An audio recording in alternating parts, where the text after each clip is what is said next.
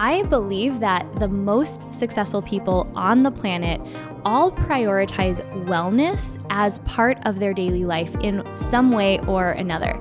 I think this is especially important for those of us building businesses or passion projects, that we take care of this vehicle, our body, that allows us to fulfill our purpose. And with the new year right around the corner, I'm sure it's on some of our minds. So I'm really excited about our guest today, and I think you will be too. I met Brianna at a conference just a little over a year ago, and her story blew me away. After hearing it, I knew I had to have her on the show, and I can't wait for you to meet her. She is literally one of the sweetest people on the entire planet. She's also a fellow Midwest girl, so I might be kind of biased there.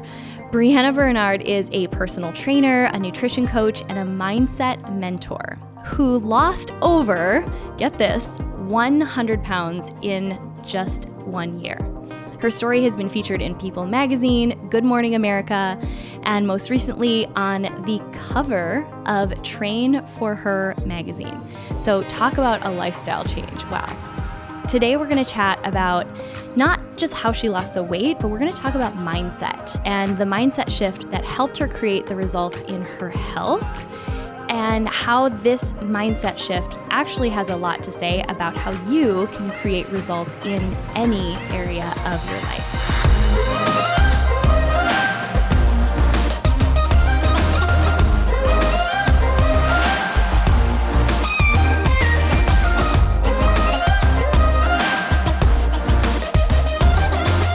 Thank you so much for tuning in to the podcast today.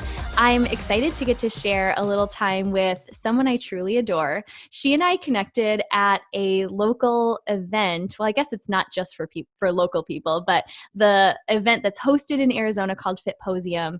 And immediately upon meeting her, I just knew that I needed to have her in my life. Her smile is so bright. She lights up a room, and she's a fellow Midwest girl. So that's like automatic best friends. It's science.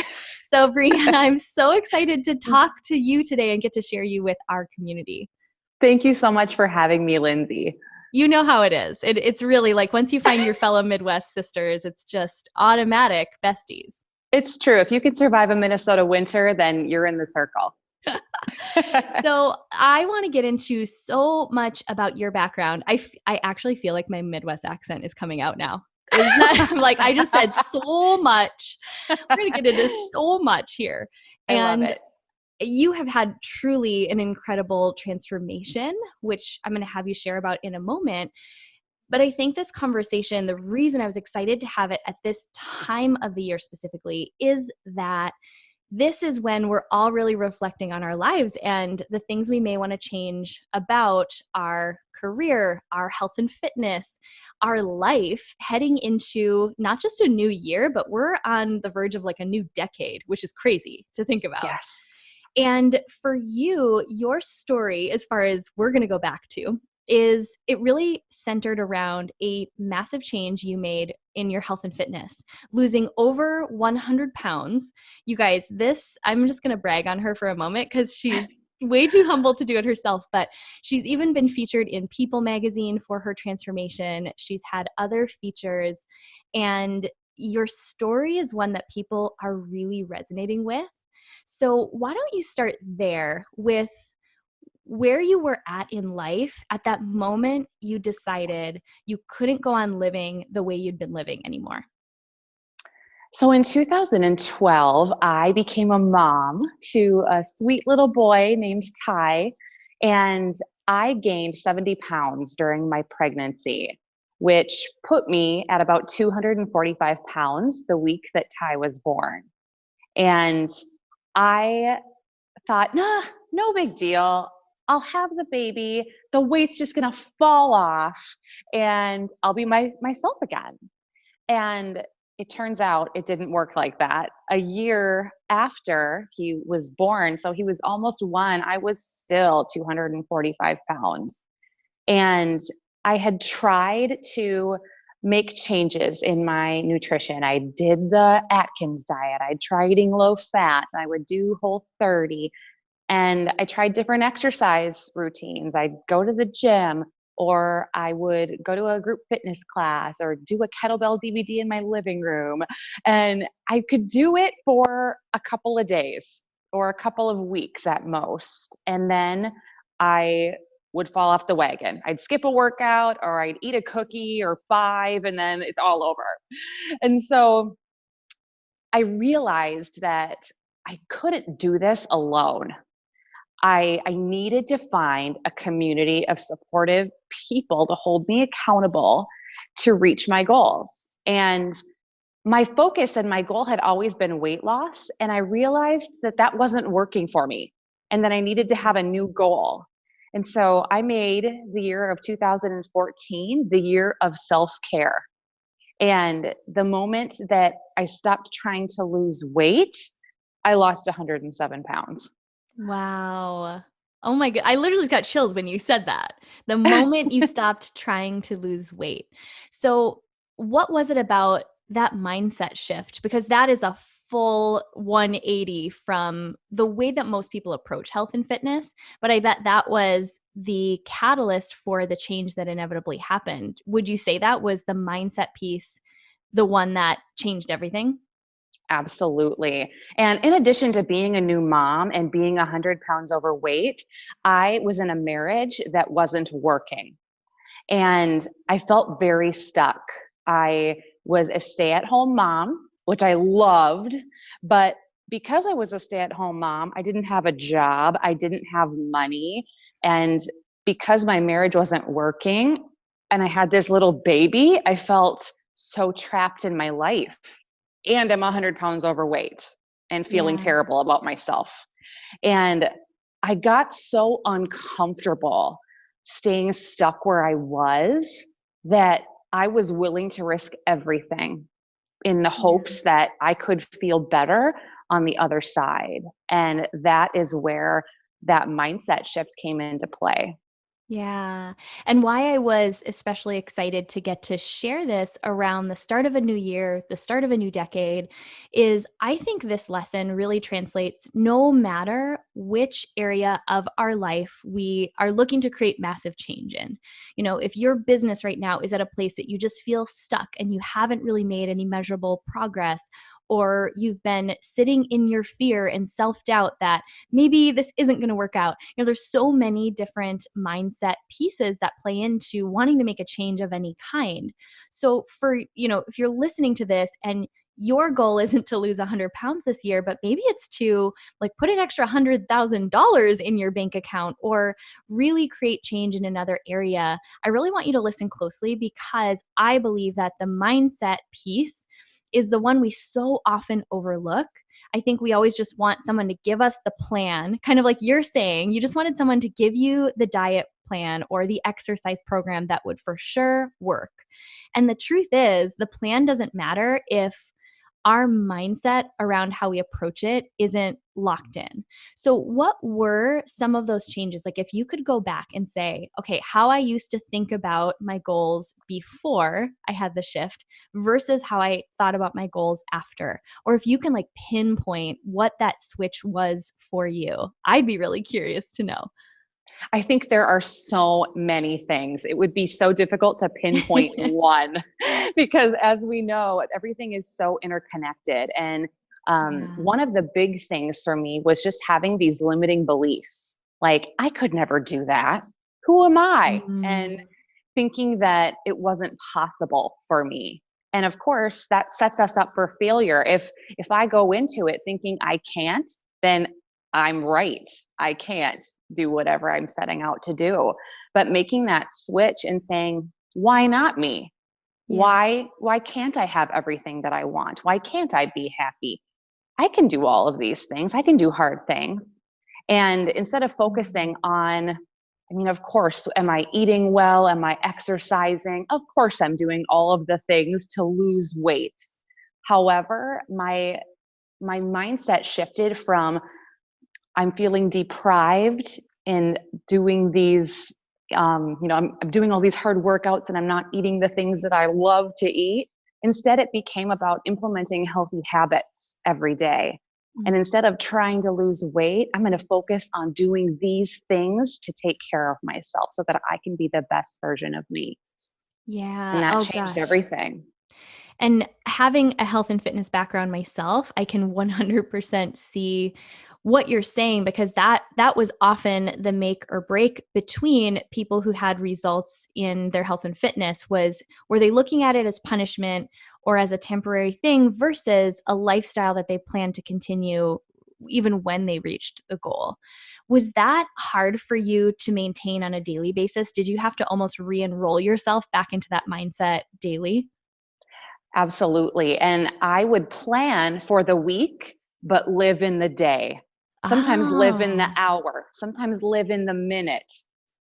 I've scheduled my workouts for the week, which was huge for me. I've got appointments on the calendar, even if it's just me going to the gym by myself, it's on my calendar.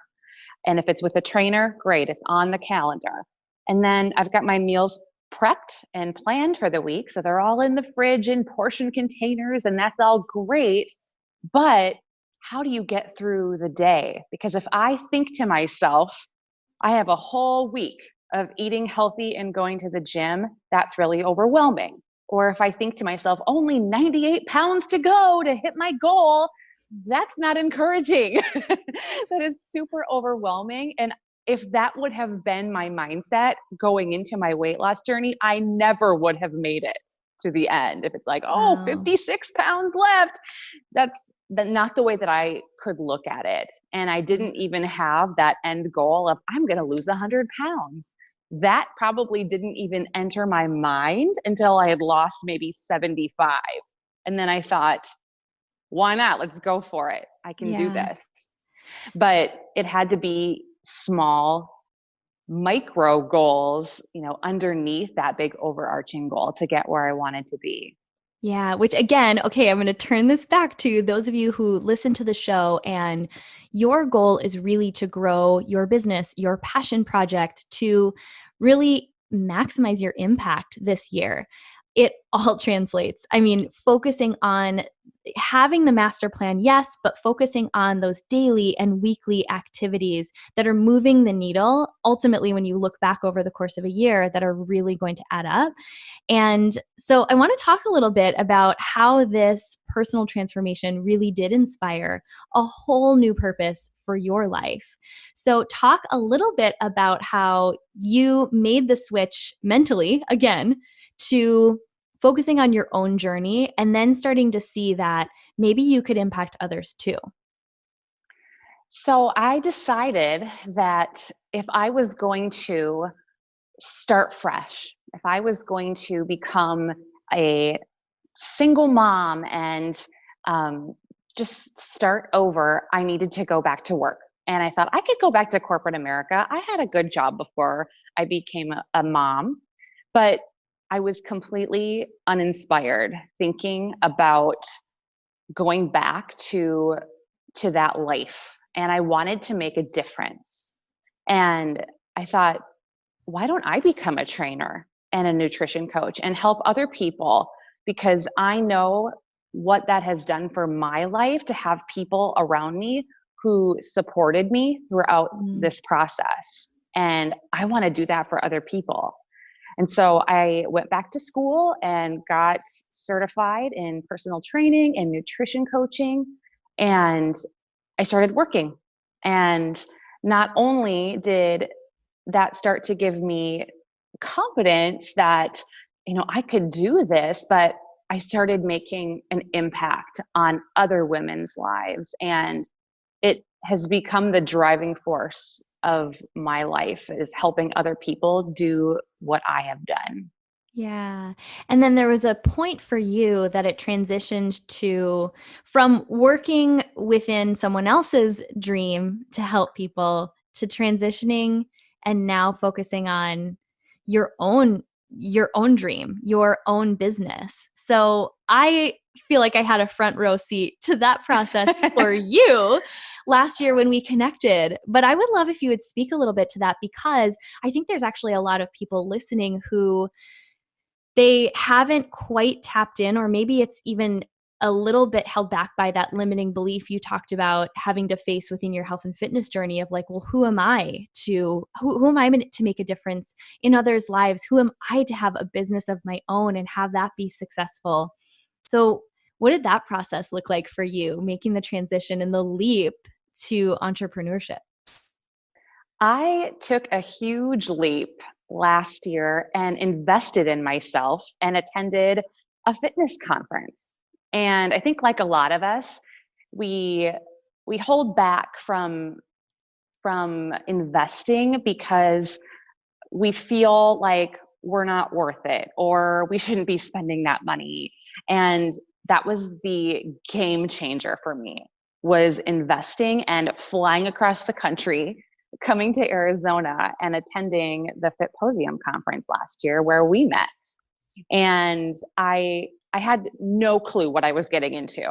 I walked in thinking I'm going to cast for some magazines and I'm going to meet some new people and have a great week. And it ended up being this huge pivotal moment of my life. And I walked into this conference and immediately met hundreds of entrepreneurs in the fitness industry and connected with all the presenters who were, making 6 and 7 figures in their businesses.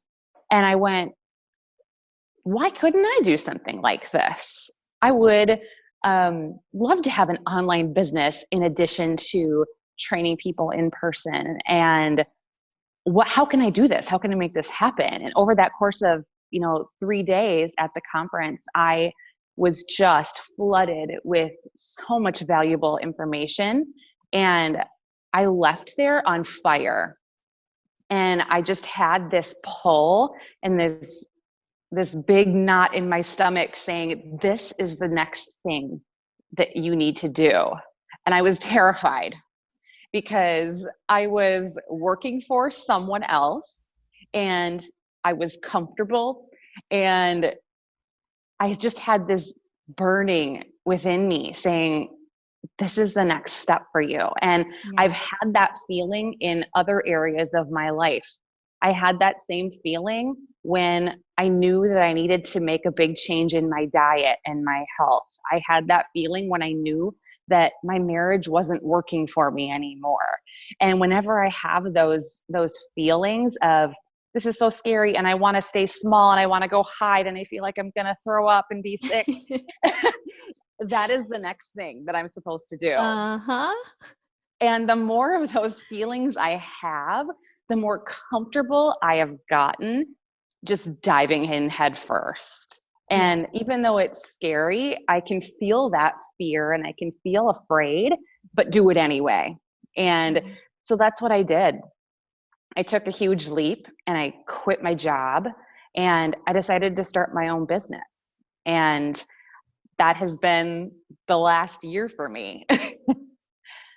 And I love how you even reference like the things that make us so uncomfortable. I always use the analogy like you think you're probably going to puke, but it's also so exciting and it makes your heart race and you can't deny the fact that you're feeling pulled in that direction. I spent half of my life ignoring that feeling and choosing a path that was safer and more comfortable and really staying small. But the best things, literally the most beautiful gifts, have all come on the other side of leaning into that fear. And we talk about that all the time on this podcast. So I love how you're adding your own unique story to validate that that is absolutely the truth.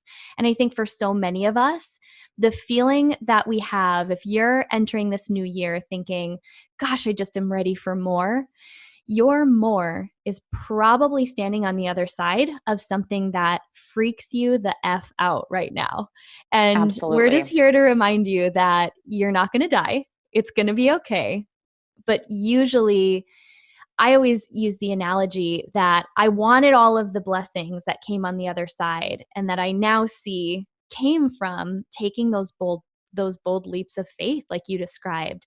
But I couldn't see them standing on the other side of my fear. You really take the leap not knowing for sure that it's going to work out, But I think there has to be that little element of faith. Otherwise, everyone would do it. Everyone would be chasing their dreams and doing hard things.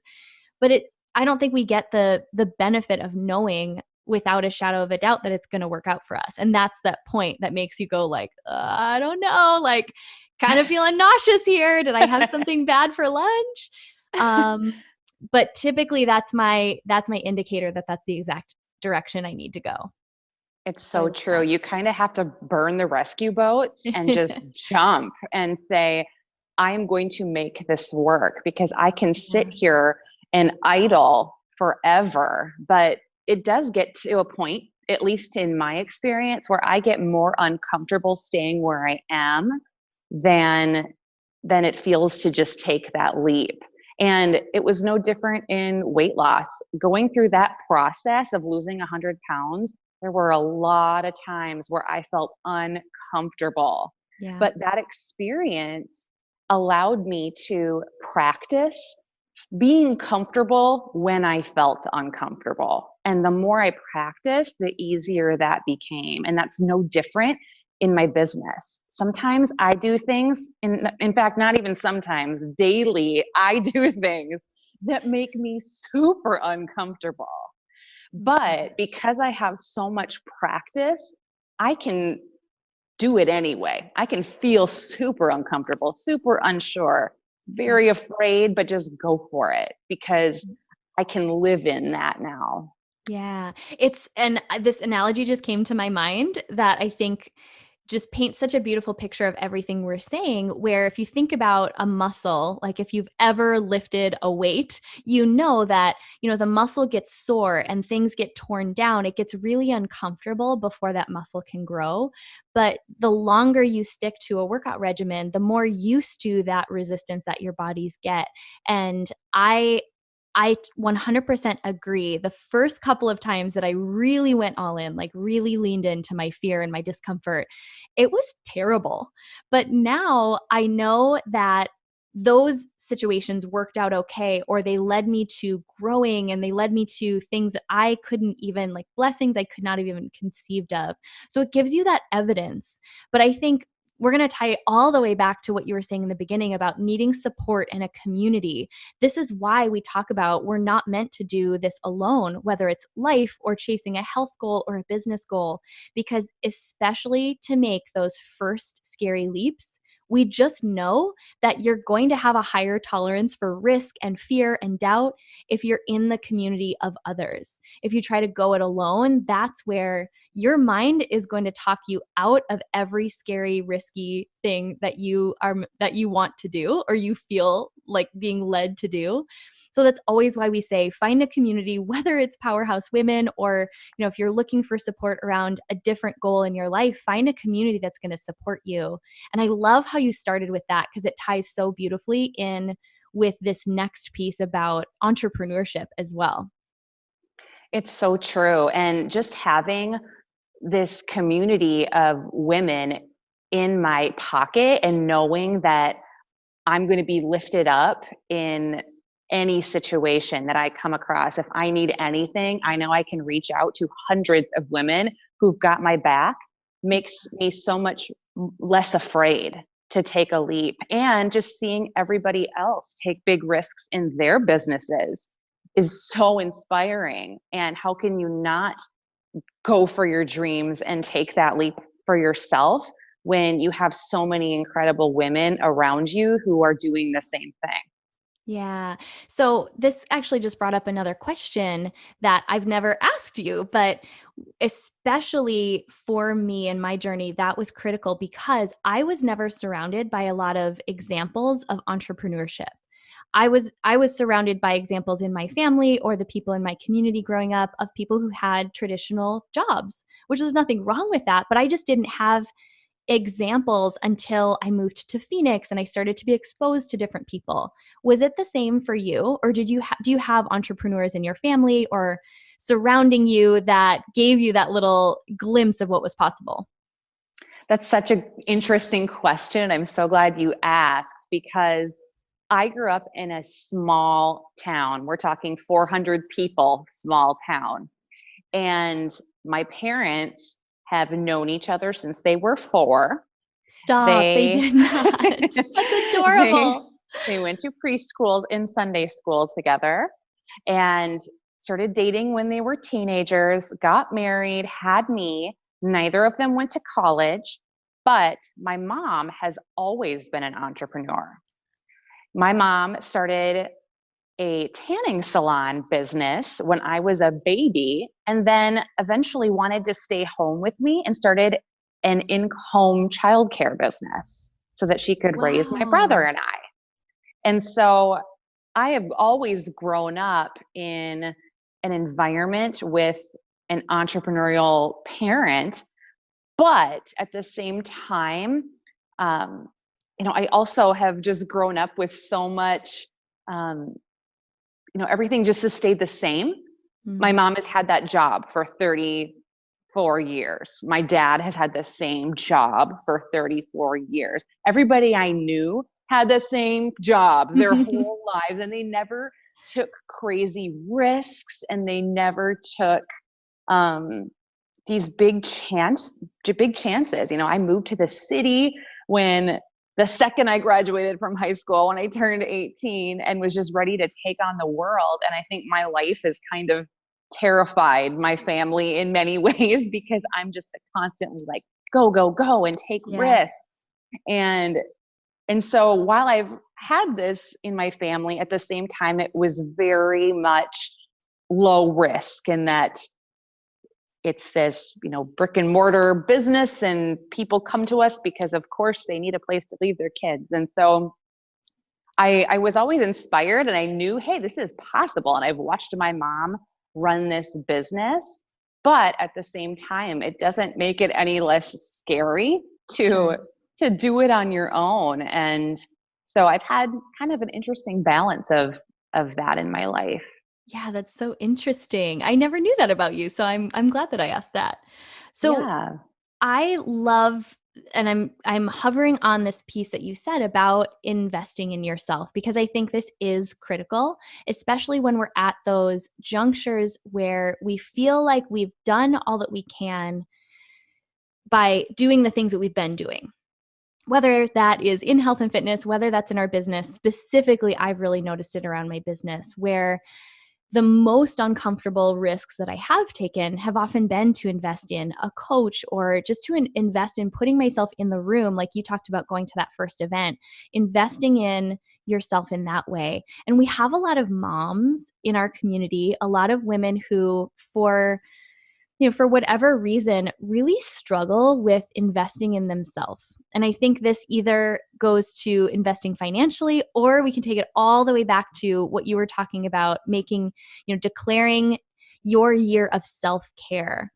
Why do you think it is so difficult for us as women to invest in ourselves, whether that be invest in ourselves financially or even just investing in self-care and putting our needs first?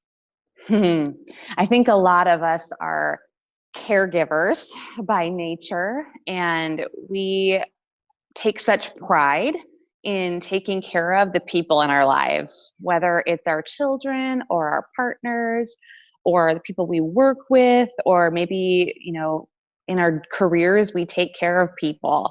And it's so hard to step back and take care of our own needs because we feel this push to always say yes to everybody else, and people rely on us and we don't want to let them down. And for some reason, I think it sometimes can feel like when we say yes to ourselves, we're saying no to everybody else, when in reality, when we say yes to ourselves and pour into ourselves, we become so much better for everybody else in our lives. And that's something I've learned from, taking care of myself physically. When I go to the gym and I eat well, I'm a different mom. When I come home, I'm a more patient, loving, ready to parent mom. And it's unbelievable what that has done for my relationship with my child and for the relationship with everybody in my life. I've inspired my mom to lose 50 pounds in the last 10 months, and I've helped her through that process. And there's just so many things that have come back because I put into myself. And investing in my business was something huge that I did this year. And I invested in a business coach for the year. And now this year I just invested in a mastermind for the year. And so when I do those things, I have seen already what a crazy return I get on those investments. And while it's hard to do, I think we need to put ourselves in those situations in order to put forth all the effort that is required to make those changes. You know, if it's just me saying, "Oh, I'm going to do these things," I'll let myself down all the and time. I think most of us will. 9 out of 10 times. We'll let ourselves down all the time. But if I make a promise to somebody else that I'm going to do the X, Y, and Z, you better believe that I will do it and 10 more things. Yeah. And so when I invest in myself, not only am I making this declaration to me that I'm going to do these things, but it really, you know, that accountability piece is what has made all the difference in my life, whether it was my fitness, in hiring a personal trainer, or whether it was my business and hiring someone to guide me through those hurdles and help me find the path of least resistance. Yeah. Oh gosh. Okay. You totally gave me an aha in what you said, that I think you're right. I think working with so many women, obviously being one myself, I am so much more likely to do things for other people. And it's almost playing on that strength of ours to put ourselves in a place of massive accountability. I've shared about this a lot on the podcast, how I wish that I could tell people I was just motivated to get out of my own way on my own. It would have saved me thousands of dollars. But I am just not reliable for that. And I've produced the biggest breakthroughs when I go all in. And even just subconsciously, I think making that declaration that I'm worth it and investing either money in my business and my own growth, or time, time to carve out and go and establish a wellness practice, a workout practice that works for me. So I never really thought about it like that, but I think you're right. It really plays on something that I do believe is one of our greatest strengths as women, is that we are natural nurturers for the most part. So I love that. Yes. And I'm no different. I am not highly self-motivated. And I think that's where we all get stuck sometimes, is that we feel like we should be motivated and we should want to do the hard things. I don't know. People would say, "How do I get motivated to go to the gym? I'm just not motivated." And the truth be told, I'm not always motivated to go to the gym either. But the difference is I do it anyway. I don't wait to feel motivated to eat healthy. I don't wait to feel like it. It doesn't matter if I feel like it or not. I'm going to do it. Yeah. And this year has been another testament to that, I obviously went through that with my health and my fitness journey, but I started writing a book this year, Lindsay. Ooh. And I do not feel like writing ever. I do not ever want to sit down and write my book. I have to force myself every single week to make time and block it off in my calendar and promise myself I have to go sit in a coffee shop somewhere and order a delicious drink and have nothing with me except my laptop and my Word doc open to write this book. And if I wait to feel motivated, I will never write it. It will never be published. No one will ever read it.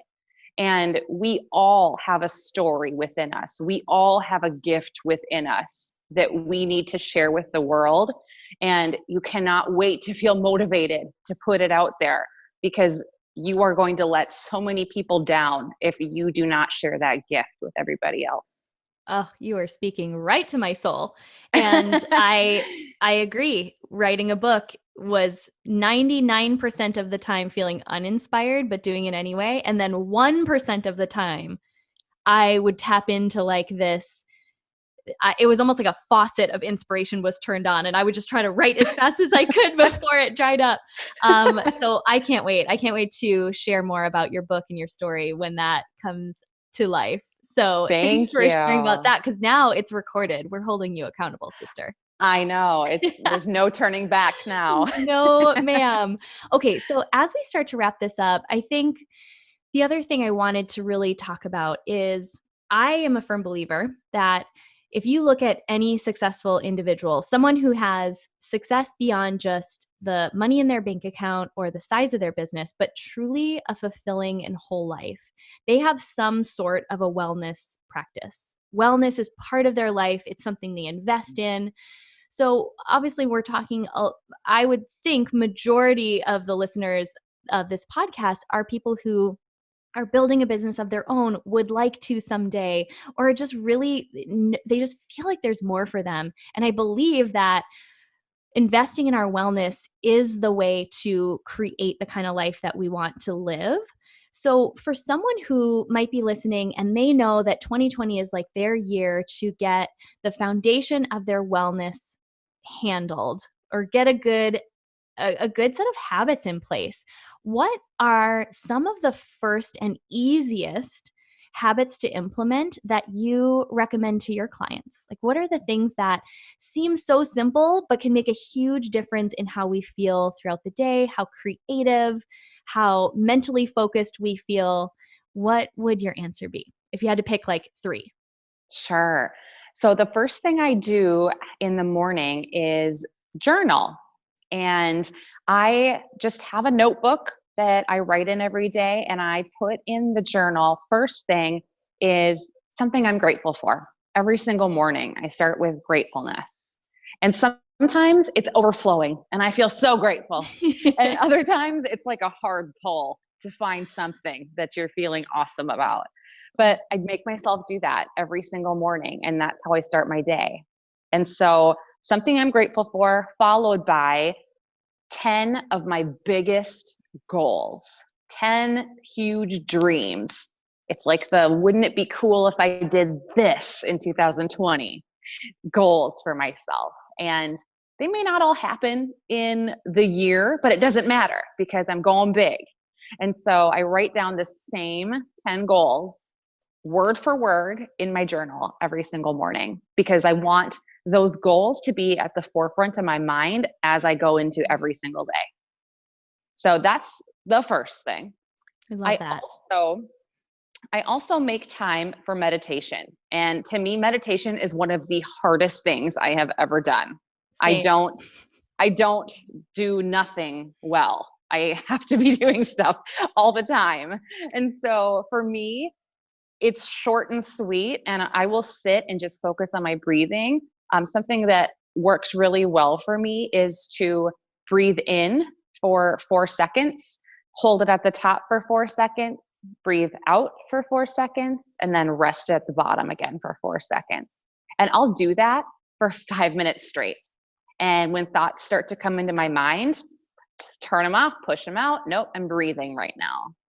And so for me, that has been super helpful in just calming myself and starting the day without all of the, I have to do this and then I have to rush here, and just creating that time in that space. Because I think, especially as women and moms, mornings can be super hectic. You're trying to get the kids ready. You're trying to get yourself ready. You're packing lunches and you're trying to run out the door, and it seems like you're always behind and you're always late. So that morning time to have to yourself and just be awake before anybody else is so sacred to me. And I think the other thing that, that's been just super important for me is moving throughout the day. And it doesn't even mean that I'm going to go exercise and do a full on workout.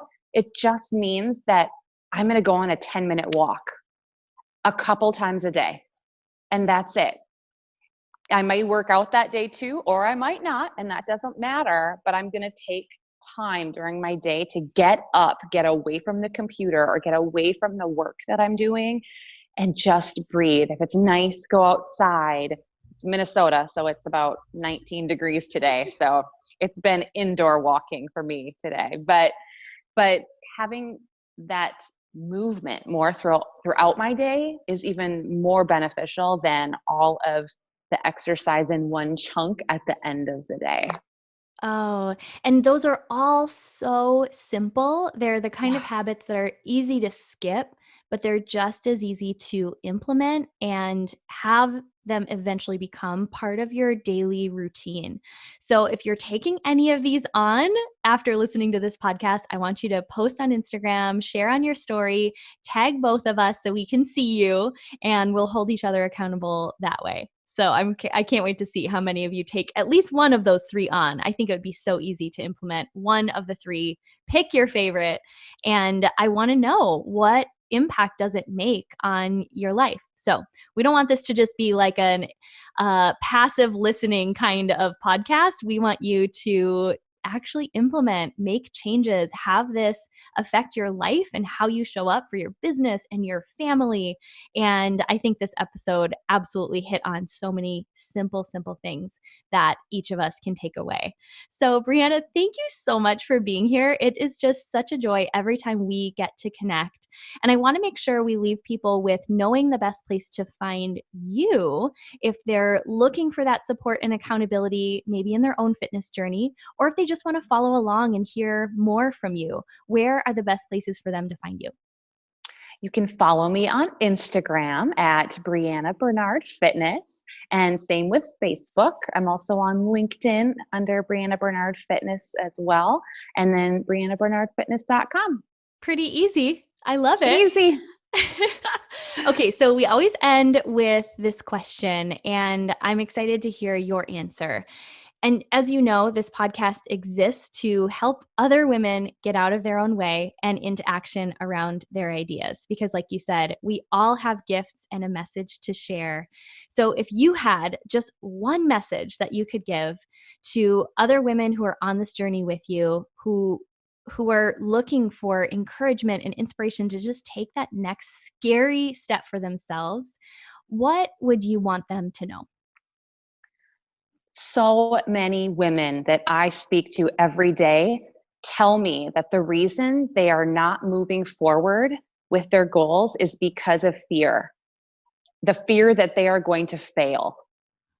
And the thing that I have learned throughout my weight loss journey and throughout the process of launching my own business is that the only way that I can fail at this is if I give up. Mm. Otherwise, I am guaranteed to succeed at this.